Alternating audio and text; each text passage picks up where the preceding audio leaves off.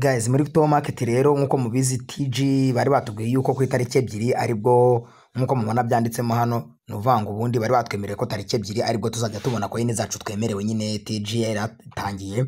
Rero ubu naga ari ngombwa gutegereza ko ejo hagera cyangwa ku itariki ebyiri ejo n'uyu munsi birakunda. Je hano kuri ya drop hano hasi muri kwabona wakande nuza kwakanda urarindira aho gatoya nyine application ifunguke ukande hano handitse ngo check airdrop. Aha biraza gutuma bakwereka izuri buze kuba wemerewe. Noneho hano icyo ukora urategereza nyine twa du step barebe ko dukoze. Murabona ko step 2 barebe ko nayikoze, niba ari yo mvivure, niba narakorekitinze waneti kuri step ya gatatu bavivure, niba ari step ya kane ya to market premium nibivivuye, niba ari kujoininga announcement byose aho haraba havivuye urasanga byemewe. Nibigera hano birangiye byose barabanza bakwereke next. Murukabona ukande kuri next hano hasi ukandeho ubundi nabwo urindire. Murabona ko barabanza bakwereka niba uri congratulation uri liable barebe niba ko kubyemerewe. Urabona ko bamvivuye ko nemerewe guhabwa coin URV Crypto Market Premium. Nyine bagenda bareba twa tuntu twose tuba twaragiye dukora ko dukoze. Iyo basanze dukoze twose barakwemerera. Murabona ko izajye bunemerewe ni 71,000 nuko tungahe muri kubibona.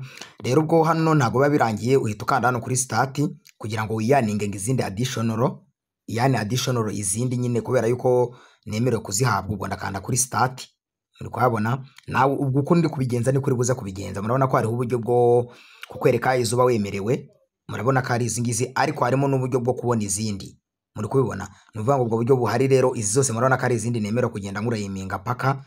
Murabona ko baranyereka ngo niba nemerewe gukora no steps tuba twaragiye dukora kera ariko nyine bakatuguhera mari wadu tuvugana. Murabona ari kukwereka ngo complete 10 check-ins. Nuvuga ngo ni kwa kundi udajya usiba ku mayininga nk'iminsi 10 kurikiranye.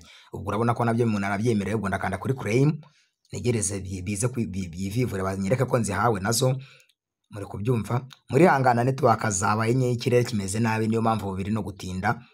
Muri kubyumva ubundi byakabaye bita byihuta. Murabona ko namaze kuyikora abaye completed.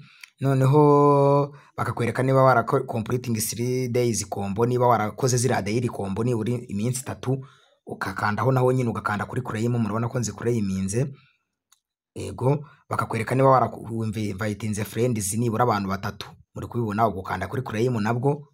Ubwo niba ari abantu 3 nibura watumiye ubaye bafiteho cyangwa se utaranabatumye hari igihe wabona babyemeye. Ubwo nawe nyine urahita uzano urebe reward uraba wemerewe. Naha murabona ko ngo ni catch feeling stars. Ubwo naho ndakanda kuri claim. Murabona ko iriho yemewe iyo buto isi umutuku gutya nyine wemerewe gukureminga, ntago ari ibindi byo gukora amatask. Ubundi ubwo twayisoje turebe naha ngati spin day 10 times on to market. Ubwo naho ngande kuri claim nayo nyikureminge muri kubibona. Ubwo naho dukureminga murabona ko maze kuzikureminga neza cyane. None isoje gukureminga rero nubundi zufite cyangwa se zo wemerewe ziguma hano hejuru. Murabona ko zihari dore ngizo hano hejuru.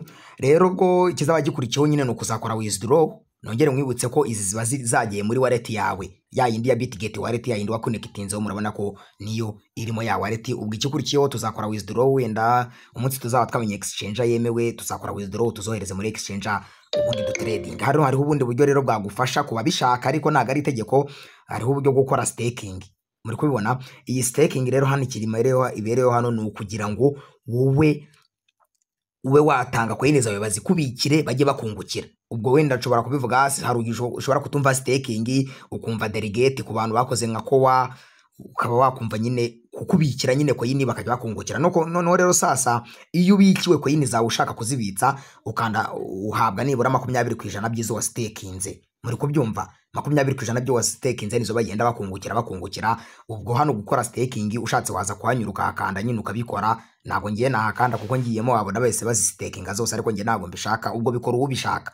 Ushatse wavuga uti ngiye coin zanjye sinshaka kuzibikuza, shaka kuzibika nkazazibikura kera, ni uburenganzira bwawe. Ariko ubwo nizere ko mubonye uburyo cyubona coin zawe. Ubwo igihe tuzaba twemerera gukora withdraw nyine hano hazaba hemewe uhakandeho. Murabona ko listing bari kutwereka ngo listing soon go stake or yani mu token. Batwereka ko gukora listing ni vuba ariko ntago withdraw iratangira. Muri kubibona withdraw nitangira rero hazaba hariho kugenda ugakopia wallet yawe nko muri exchange runaka ibe Bitget. Nabonye Get.io yaramaze kuyishyiramo pre-market. Urumva ko nayo izayilisting ito marketing n'izindi exchange nyinshi uzajya kubona baneza OKX biremewe twibe twayitradingira. Ubwo rero nizere ko mubonye ukuntu biza kugenda. ibintu nuko nkuko biteye, nizere ko mubibonye. Ubwo nawe uraza kubikora gutyo nyine, urebe ko yini zawe uraba ufite wemerewe. Bo bari batubwiye ko ari ejo ku itariki 2, ariko n'ubu ngubu ubu tuvugana wakemerewe kuzireba neza cyane. Ubwo ku bari muri group ya WhatsApp, nizere ko mwabonye ukuntu ibintu bimeze. N'abatarimo, link muri description ya video irimo, no muri group ya WhatsApp link irimo, mba nazitanze ya group kugira ngo buri wese ajoininge uwo bishaka. Nizere ko ibintu mbonye ukuntu biteye, ubundi ko yini zanyu mukaba muzemerewe. Nizere ko muzibonye ko muzemerewe koko.